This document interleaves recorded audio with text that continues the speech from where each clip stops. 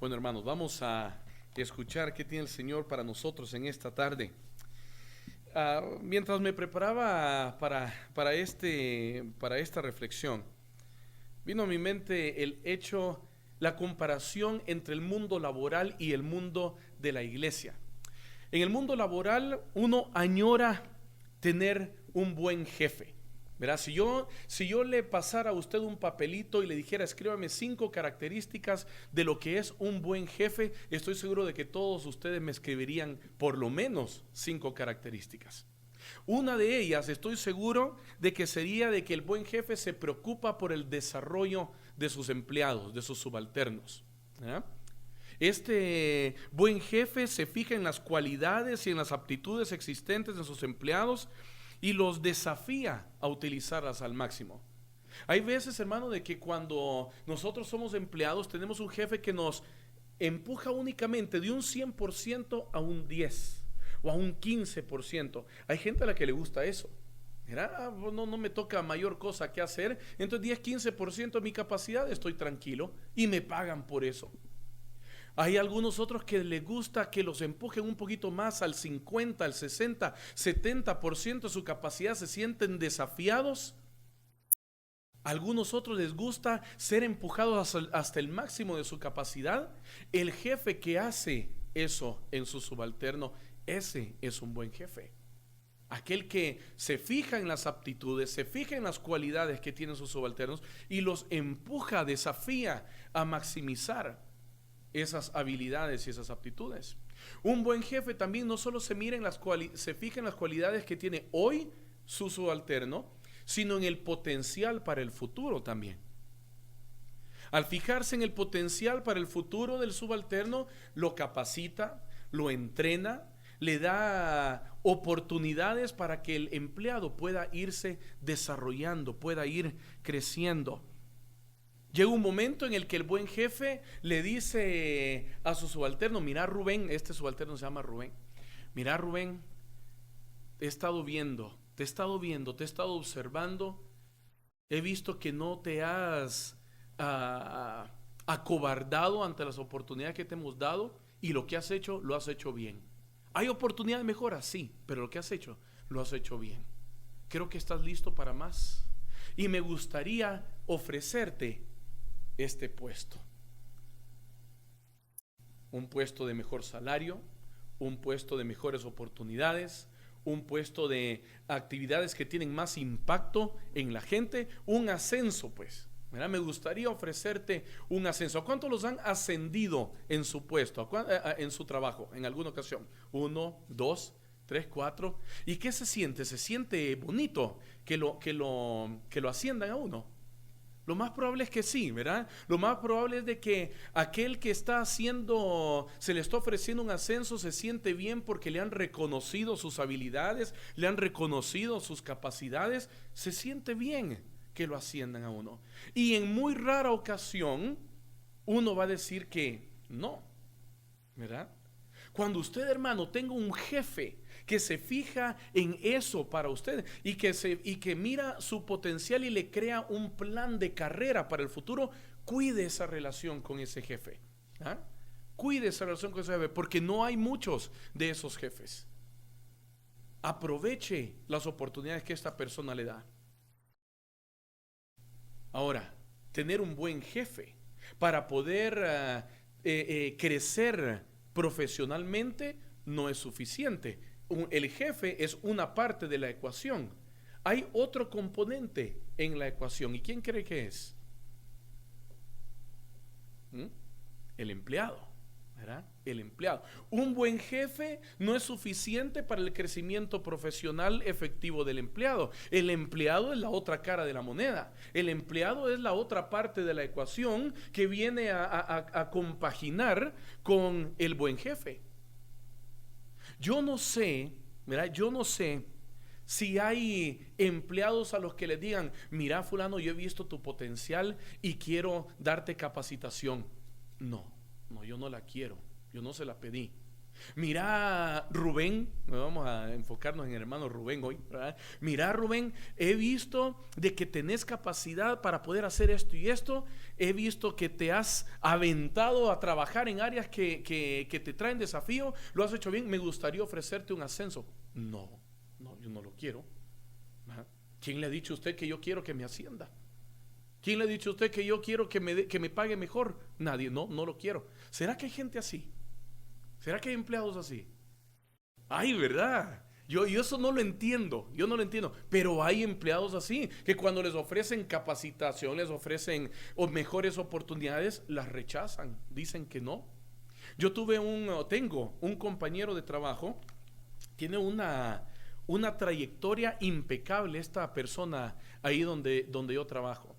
Y en una reorganización que hubo a esta persona le ofrecieron el puesto de vicepresidente de una división ahí de la organización. En un inicio viene y la acepta. Verá, todo el mundo contento, complacido. Qué bueno que le dieron ese ascenso. Se merecía el reconocimiento, se merecía el ascenso, y lo tuvo por un mes. ¿Ya? Lo tuvo por un mes. Él solito decidió que mejor no. Que mejor no quería ser vicepresidente, que mejor no quería esa promoción que le habían dado. Bueno, y ahí ni modo, pues tuvieron que conseguir a otra persona. Lo interesante del asunto era de que esta persona no fue porque no tuviera la capacidad que rechazó el trabajo nuevo, sino porque simplemente no lo quería. No lo quería. Y eso mismo, hermanos, ahora vamos a traerlo hacia el mundo espiritual, el mundo de la iglesia. Eso mismo pasa también en la iglesia. Eso mismo también pasa en nuestra vida espiritual. Hay un jefe, hay un empleado, vamos a llamarlo empleado por ahorita, y la dinámica de la que hemos hablado en el mundo laboral también se hace presente en la iglesia del Señor. Y me gustaría que hablemos un poquito de eso, para que nos examinemos nosotros, hermanos, cómo estamos en comparación a ese modelo que el mundo presenta, cómo se ve en el modelo que nuestro Padre Celestial presenta. Primero que nada quiero hablarle del jefe. Primero que nada quiero hablarle del jefe, y quiero que vaya conmigo al evangelio, a la carta de los Efesios, capítulo 4. Carta de los Efesios a los Efesios, capítulo 4.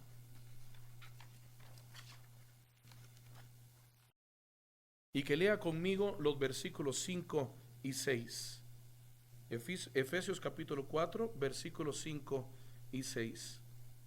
Describiendo el contexto de la unidad del cuerpo, de la unidad de la iglesia, que lo leíamos durante la lectura, el apóstol Pablo habla de qué cosas individuales componen la unidad del espíritu, la unidad del cuerpo, la unidad de la iglesia. Una de ellas, dice en el versículo 5, hay un solo Señor, una sola fe, un solo bautismo, un solo Dios y Padre de todos, que está sobre todos y por medio de todos y en todos.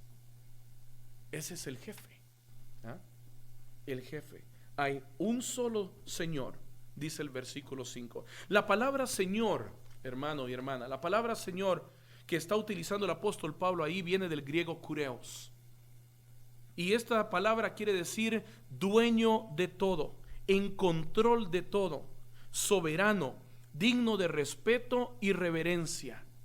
Eso es lo que quiere decir la palabra que traducen como Señor, dueño de todo, en control de todo, soberano. ¿Será que el jefe en el aspecto terrenal es el dueño de todo, el que está en control de todo? No. Pero este jefe del que estamos hablando nosotros, nuestro jefe, nuestro Señor, Él sí. Él sí. Por definición, hermano, Dios puede hacer lo que se le dé la gana, si nos podemos hablar en términos prácticos. Por definición, Dios puede hacer lo que se le dé la gana, porque Él es el soberano. Él es el que está en control de todo. Después en el versículo 6 dice de que Él es el Dios y Padre. Hay un solo Señor, hay un solo Dios y Padre de todos. La palabra Padre que está utilizando el apóstol Pablo aquí en esta carta quiere decir originador y transmisor de todo. Originador y transmisor de todo. Nuestra propia existencia viene de nuestro jefe, por así decirlo. Nuestra propia existencia en el aspecto físico, porque somos su creación, pero también en el espiritual, viene de parte de Dios. El énfasis que el apóstol Pablo está dando en su carta está relacionado al aspecto espiritual, al hecho de que somos sus hijos a través de nuestro Señor Jesucristo. Si usted se va al Evangelio de Juan, en el capítulo 1, versículo 12, vaya ahí conmigo, Evangelio de Juan, capítulo 1, versículo 12.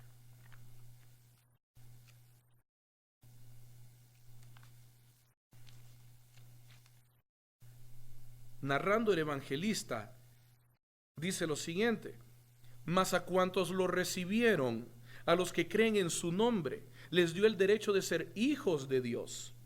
Estos no nacen de la sangre, ni por deseos naturales, ni por voluntad humana, sino que nacen de Dios.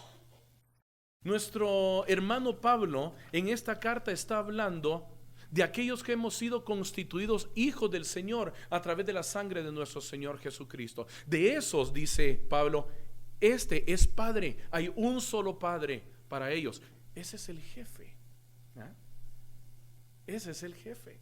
En México así le dicen a los papás, ¿verdad? Mi jefe es el papá, mi jefa es la mamá. Bueno, ahí está tu jefe, pues ese es tu padre. Tu padre. Lo que sea, hermanos, que nosotros conozcamos por la definición de esta palabra, viene de parte de nuestro Señor. Y continúa diciendo el apóstol Pablo de que este Dios y Padre es sobre todos, superior a nosotros, es por medio de todos, se mueve entre nosotros, guiándonos, desafiándonos, capacitándonos, haciéndonos crecer como su iglesia. Y dice, está en todos, morando en cada uno de nosotros. Ese es el jefe del que estamos hablando.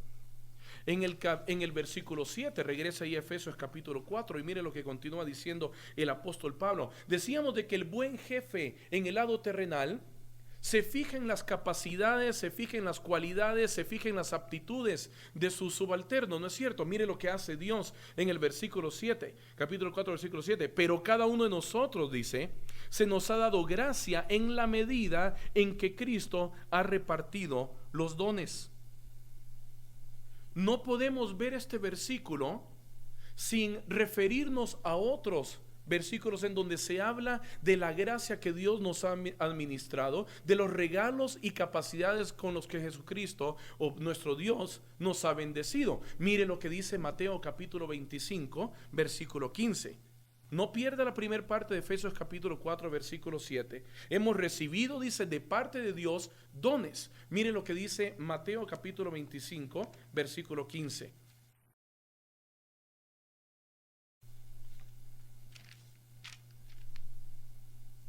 A uno, dice, le dio 5,000 monedas de oro, a otro 2,000 y a otro solo 1,000.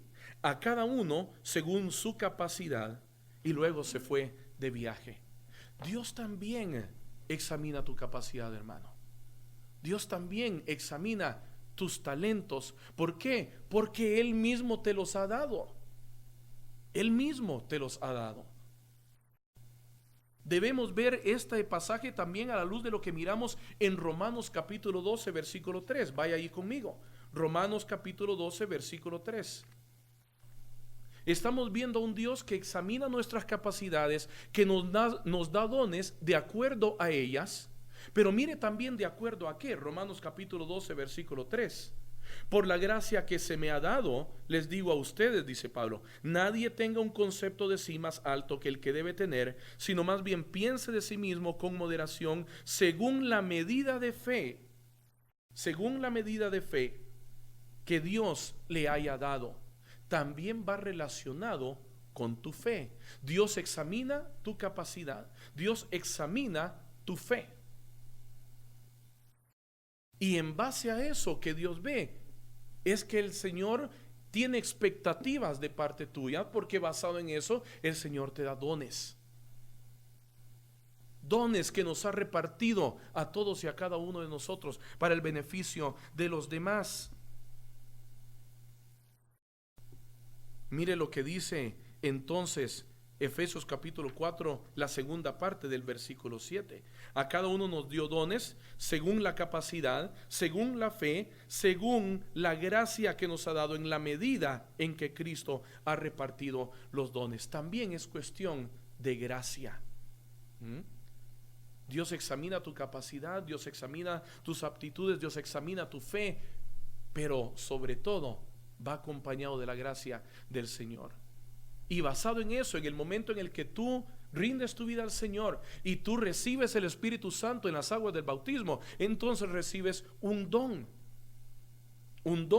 con el cual nuestro Padre Celestial tiene expectativas. Otra cosa que nuestro Señor mira en ti es tu imperfección. Si el jefe terrenal se fijara en tus imperfecciones y en las cosas en las que no das el ancho, nunca tendrías un ascenso. Pero lo interesante es que nuestro Señor sí se fija en tus debilidades. ¿Por qué? De acuerdo a lo que dice el apóstol Pablo cuando le ruega al Señor que le quite el aguijón que le ha puesto en la carne, le dice que te baste mi gracia, porque en tu debilidad se perfecciona mi amor. En tu debilidad se perfecciona mi poder. Entonces también es cuestión de imperfección. Las capacidades, la fe, la gracia del Señor, pero también tu imperfección tiene que ver en la manera en la que el Señor te escoge para que le sirvas, para que trabajes para Él. Porque en esa imperfección es que se perfecciona su amor y su gracia para contigo. Dios también te ha equipado, de acuerdo a lo que dice el libro de Éxodo, capítulo 35, y mire ahí los versículos 30 al 35. Está construyéndose el tabernáculo. Y Dios le pide a Moisés que mande llamar a todos aquellos que han sido capacitados para poder construir. Y dice Dios mismo: yo los he capacitado para que puedan forjar el hierro, para que puedan trabajar la madera, para que puedan trabajar y hacer artesanía con sus manos. Yo les he dado la capacidad, yo les he dado el talento, yo les he dado la habilidad. De ese jefe estamos hablando. Si el buen jefe terrenal te capacita, te instruye, crea un plan de trabajo para ti, ¿no crees de que Dios también tiene un plan para ti?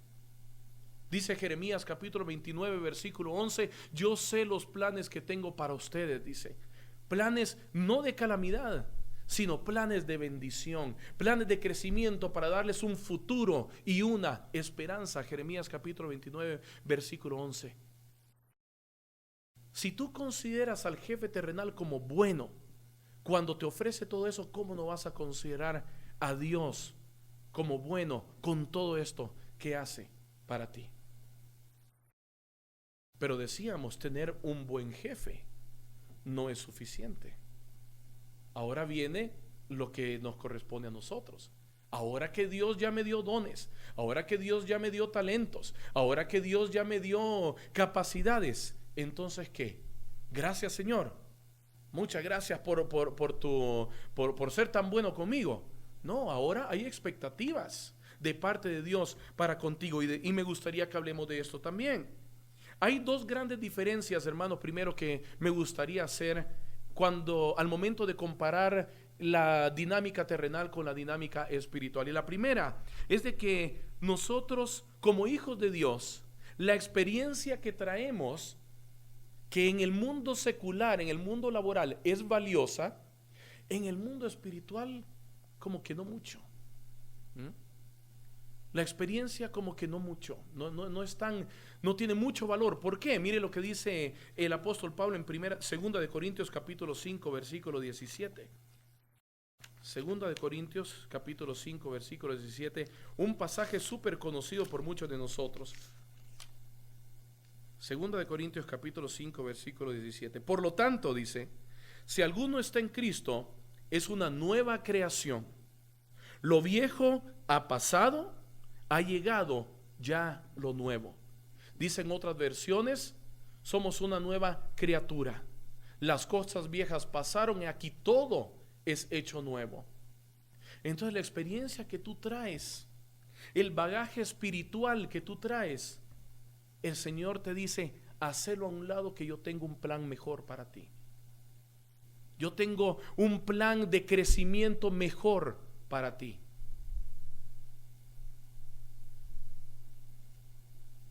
Seguimos viendo otra diferencia en el Evangelio de Juan capítulo 15 versículo 15. Evangelio de Juan capítulo 15 versículo 15. Nuestro Señor Jesucristo se está dirigiendo a sus discípulos acá, antes de hacer una de las oraciones más preciosas en la vida del Señor, cuando Él pide por la unidad de su iglesia. Estando con los discípulos en ese contexto, le dice en el versículo 15, yo ya no los llamo siervos, no los llamo empleados, porque el siervo no está al tanto de lo que hace su amo. Los he llamado amigos, porque todo lo que mi Padre le oí decir, se lo he dado a conocer a ustedes. Dos diferencias tremendas, hermano, entre la dinámica laboral y la dinámica espiritual. Primero, la experiencia, hagámosla a un lado porque Dios tiene algo mejor para nosotros. Primero. Segundo, no tenemos una relación de esclavo y amo con Dios, tenemos una relación de amigos con Dios. Una relación de amigos con Dios. Yo ahí en mi trabajo he tenido jefes buenos, más o menos malos, y con uno o dos de ellos puedo decir de que yo me hice amigo de ellos, y la relación cobra una dimensión completamente diferente. Bueno, nuestro Señor, de entrada, a ti que eres su hijo, te llama amigo. Y entonces en ese contexto viene Dios y te da todos sus dones, todas las capacidades. Y hay una descripción de trabajo mínima para ti. Vamos a llamar la descripción de trabajo. Mire lo que dice Efesios capítulo 2 versículo 10. Efesios capítulo 2 versículo 10.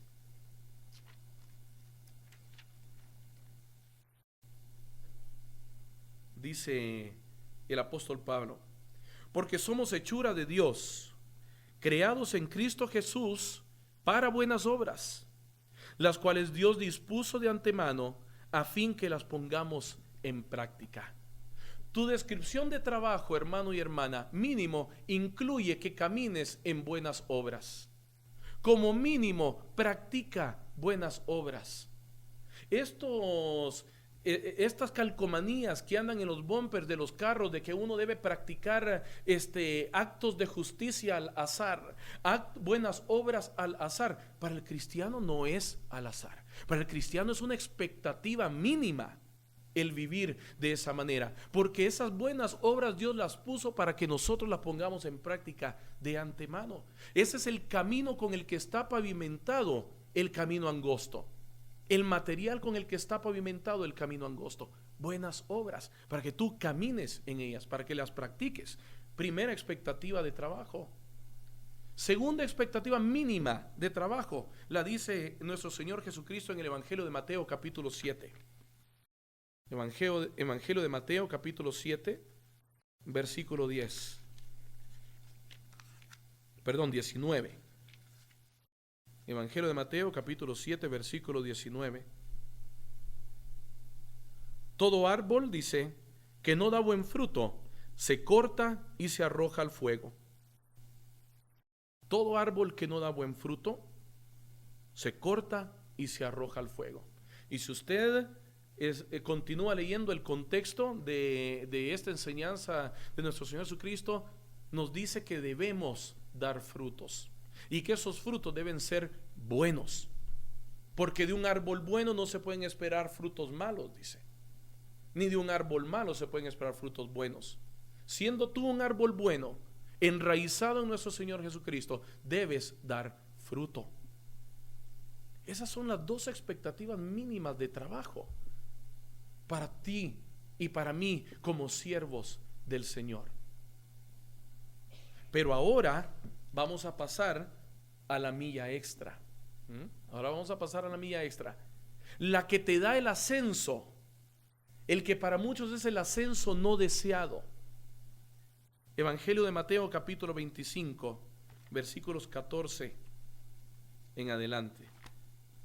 Mateo capítulo 25, versículo 14 en adelante. Dice nuestro Señor Jesucristo: el reino de los cielos será también como un hombre que al emprender un viaje llamó a sus siervos y les encargó sus bienes. A uno le dio 5,000 monedas de oro, a otro 2,000 y a otro solo 1,000, a cada uno según su capacidad. Luego se fue de viaje. El que había recibido las 5,000 fue enseguida y negoció con ellas y ganó otras 5,000. Asimismo, el que recibió 2,000 ganó otras 2,000. Pero el que había recibido 1,000 fue, cavó un hoyo en la tierra y escondió el dinero de su señor. Después de mucho tiempo volvió el señor de aquellos siervos y arregló cuentas con ellos. El que había recibido las 5,000 monedas llegó con las otras 5,000. Señor, dijo, usted me encargó 5,000 monedas, mire, he ganado otras 5,000. Su señor le respondió: hiciste bien, siervo bueno y fiel. En lo poco has sido fiel, te daré un ascenso. Te pondré a cargo de mucho más. Ven a compartir la felicidad de tu señor. Llegó también el que recibió 2,000 monedas. Señor, informó, usted me encargó 2,000 monedas. Mire, he ganado otras 2,000.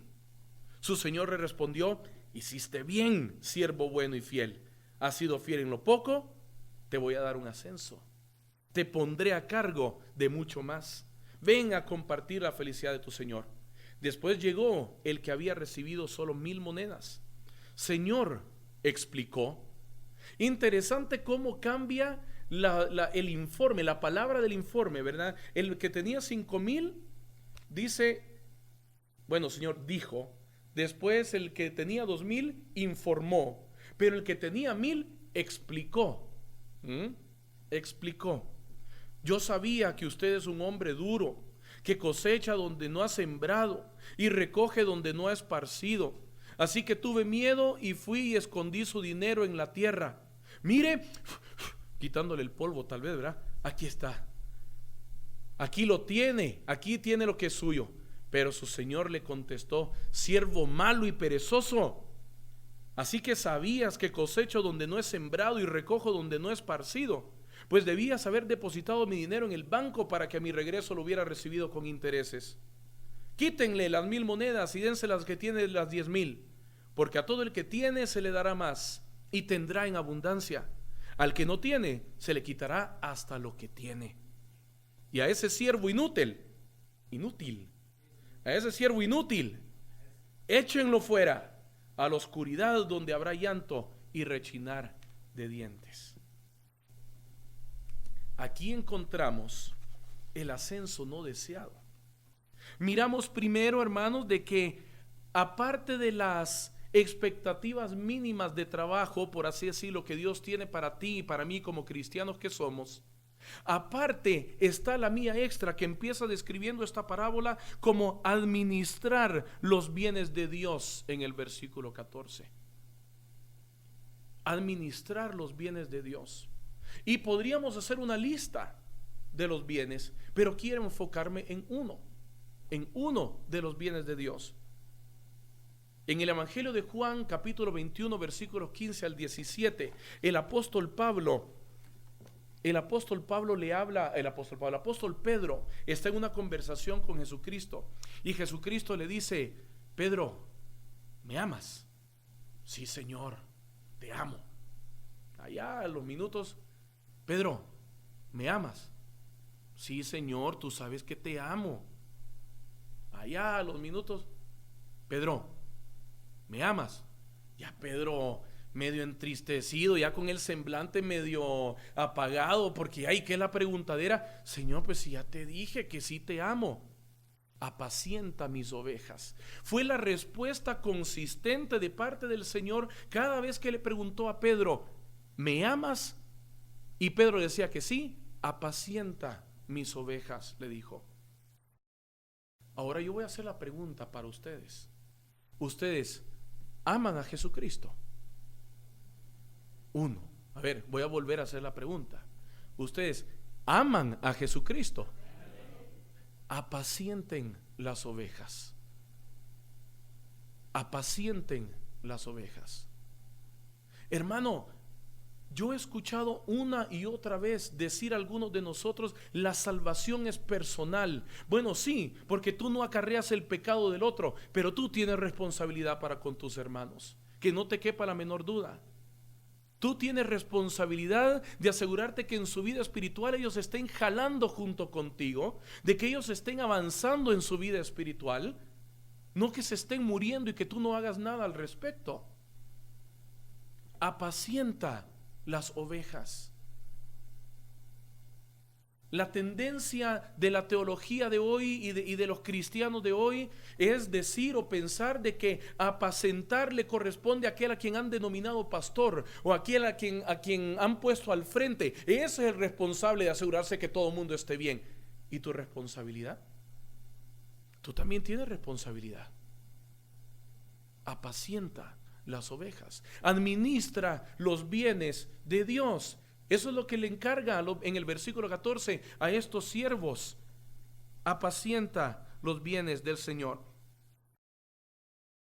Otra responsabilidad adicional que tiene el cristiano como parte de esa milla extra, hermano, es mover los dones, las habilidades espirituales y no espirituales que el Señor les haya dado. Cuando ustedes revisan en el versículo 16 y 17, los siervos buenos y fieles negociaron y ganaron con sus dones. El que tenía 5,000, hemos leído, fue y negoció, dice, y ganó 5,000 más. Al que le dieron 2,000, fue y ganó, negoció y ganó 2,000 más. No estamos hablando de que vamos a hacer negocio con los dones, no es de eso que estamos hablando. Estamos hablando de que se multiplicaron en otros. Se multiplicaron en otros. Es parte de lo que tú debes hacer también con los dones que Dios te ha dado. Miren lo que dice Romanos capítulo 12, versículo 6. Primera de Corintios capítulo 12, versículos 4 al 7. Primera de Corintios capítulo 12, versículos 4 al 7. Ahora bien, dice, hay diversos dones, pero un mismo espíritu. Hay diversas maneras de servir, y esa es una palabra clave, diversas maneras de servir, pero un mismo Señor. Hay diversas funciones, pero un mismo Dios, el que hace todas las cosas en todos. A cada uno se le da una manifestación especial del Espíritu para el bien de los demás. Es imposible que los buenos siervos y fieles hayan logrado negociar y ganar sin haber involucrado a otros. Solitos ellos no hubieran podido hacerlo. Lo mismo tu don. Tu don no puede ejercitarse si tú no involucras a los demás. Tus habilidades no pueden ejercitarse y crecer si tú no las usas para bendición de los demás, porque ese es el propósito de lo que te dio Dios. Que pongas en movimiento y en uso tus dones. Y la tercera responsabilidad, hermanos, que vemos aquí en esta parábola, la encuentras en Romanos capítulo 12, versículos 6 al 8. Y la encuentras también en la parábola, en el momento en el que estos siervos rinden cuentas a su Señor. La tercera parte, hermano, la tercera responsabilidad de esta milla extra es que tú vas a dar cuentas, te guste o no te guste. ¿Te guste o no te guste? Va a llegar un momento en el que Dios te va a preguntar: ok, te di, ¿qué hiciste? Mire, personalicemos aplicando la enseñanza de hace unos domingos atrás. Romanos capítulo 12, versículos 6 al 8. Romanos capítulo 12, versículos 6 al 8.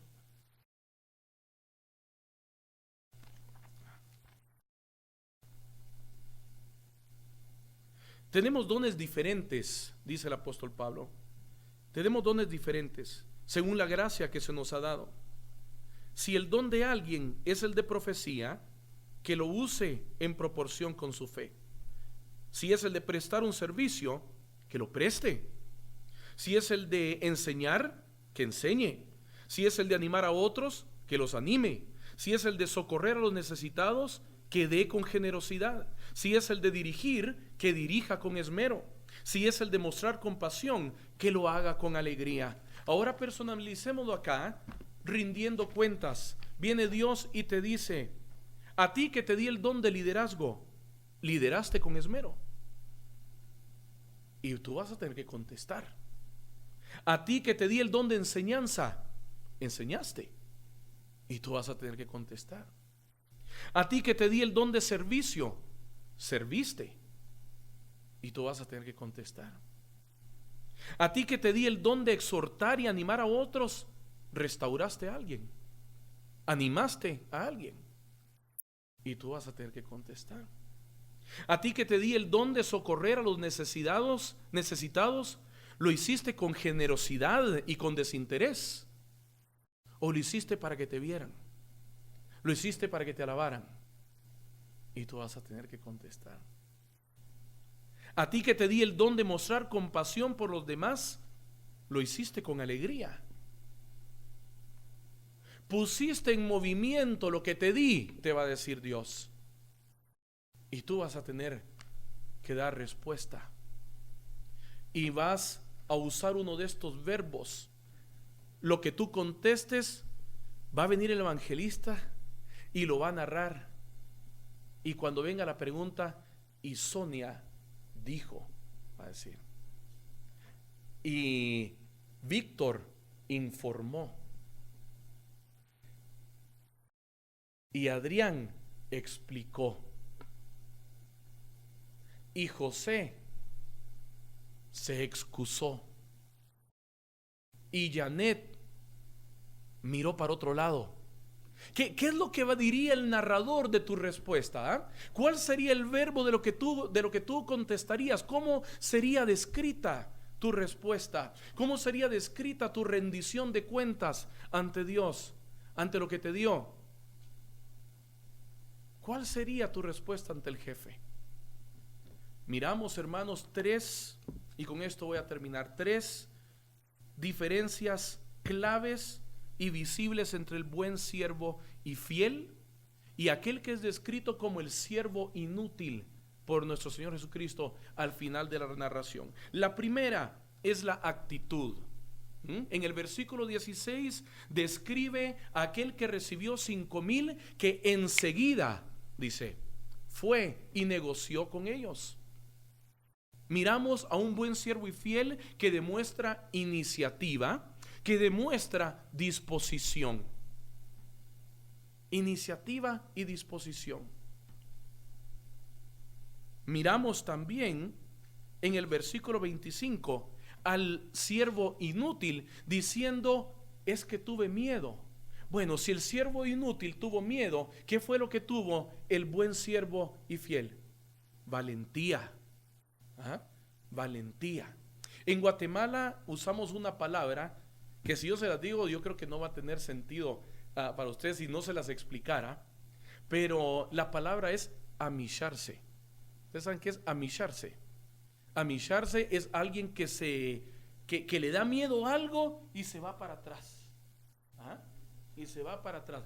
¿Tienen una palabra para eso en México? ¿Cómo? Mejor voy a usar amillarse. El cristiano, el buen siervo y fiel, hermano, no se amilla ante los desafíos de parte de Dios. ¿Ah? Ante las responsabilidades que se le dan, no se hace para atrás y da la espalda. ¿Por qué? Porque no le da miedo. Es valiente. Valiente. El siervo inútil, por otro lado, dice: es que, Señor, tuve miedo. Tuve miedo. Y la tercera característica que vemos de diferencia entre el buen siervo y fiel y el siervo inútil, la vemos en el versículo 26, dicha por parte del propio Señor. Miren lo que dice, esto lo tengo que leer, Mateo 25, 26. Usted que no ha perdido ahí, Mateo 25, 26. Después de excusarse, después de dar la explicación de que tuve miedo y que no sé qué, que no sé cuándo, ¿verdad? Y le dice el Señor, el jefe, al siervo, versículo 26, siervo malo y perezoso, no me vengas con cuentos que tuviste miedo, lo que quisiste fue no trabajar. Perezoso es la palabra que usa el maestro allí. Es que no quisiste trabajar, no te dio miedo, no quisiste trabajar. Entonces la diferencia entre el buen siervo y fiel y el siervo inútil, como lo describe, son las ganas de trabajar, hermano y hermana. Ganas de trabajar. ¿Dónde estás tú? No es suficiente tener un buen jefe, eso ya lo concluimos. Eso ya estamos de acuerdo. El siervo es el que hace la diferencia. El siervo es el que marca el éxito. Dios quiere, hermano, que nuestro deseo sea permanentemente poder escuchar de parte de Dios: hiciste bien, siervo bueno y fiel, has sido fiel en lo poco, te pondré a cargo de mucho más. Pero es que, Señor, de eso no habíamos hablado y eso no estaba en el contrato. De eso no me habías dicho que tenía que hacer tal y tal cosa. No, te pondré sobre mucho más, dice Dios. No te está preguntando, te lo va a dar. Te lo va a dar. Y tú, como siervo valiente, le vas a entrar a eso. Bien hecho, buen siervo y fiel. Has sido fiel en lo poco, te pondré a cargo de mucho más. Ven a compartir la felicidad de tu Señor. ¿Dónde estás tú, hermano? ¿Dónde estás tú, hermana? Se lo dejo como pregunta para que mediten, no para que me la conteste. Y si usted se da cuenta de que ha estado en el lado de aquel siervo inútil, utilizando palabras de Jesucristo, aquel que va a ser cortado y echado al fuego, ponte a cuentas, hermano y hermana. Pásate al lado del buen siervo y fiel para que puedas recibir el conocimiento del jefe de jefes, nuestro Padre Celestial. Que Dios te bendiga, hermano.